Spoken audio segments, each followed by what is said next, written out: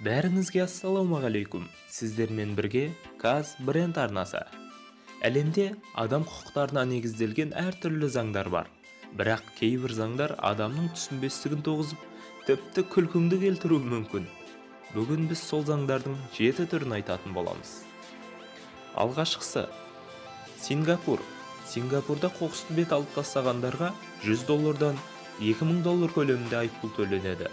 Егер адам 3 рет қоқыс тастап ұсталынса, мен қоқыс тастадым деген жазуы бар тақтайшаны мойнына іліп, жексенбі сайын көшені жуып тазалауға атсалысады. Онымен қоса мұндай жазаларды жергілікті телеарналардан көрсетілетін болады. Қызық. Екіншісі Қытай. Қытай елінде суға батып бара жатқан адамның өмірін құтқаруға рұқсат етілмейді.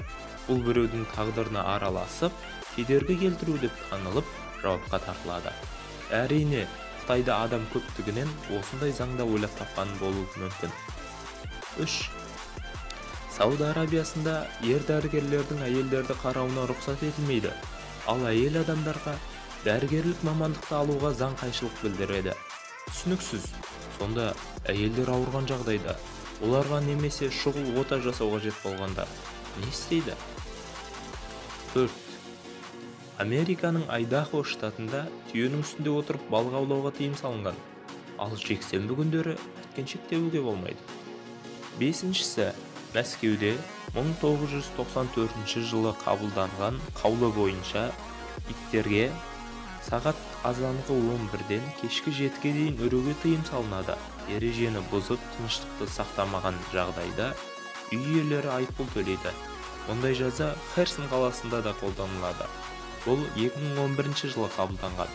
Бірақ сағат түнгі 11-ден таңғы 8-ге дейін және тек иттерге ғана емес, сонымен қатар мысық, ешкі, сиыр, шошқа дыбыстарына да тыйым салынады. Мүмкін халықтың ұйқысы тыныш болу үшін шығар. 6. Денверде ит ұстаушы мамандар қала саябағында серуендеу үшін 3 күн бұрын саябаққа хабарландыру беру қажет. Және жексенбі күндері қара түсті көлікпен жүруге болмайды. 7. Және ең қызығы, ол Техас губернаторының бастамасымен қабылданған заң көпшілікті таңғалдырған. Ол заң бойынша қылмыскер қылмыс жасауынан бұрын 24 сағат бұрын жапа шегушіге ауызша немесе жазбаша ескертуі тиіс. Одан бөлек ескертуде қылмыстың қалай жасалатыны да толықтай жазылу керек. Егер аталған жағдайлар орындалмаса, онда қылмыскердің жазасы одан сайын ауырлайтын болады. Әлемде неше түрлі қызықты заңдар бар. Сонымен қош сау болыңыздар. Каналға тіркеліп, видео ұнаса лайк басуларыңызды сұраймыз.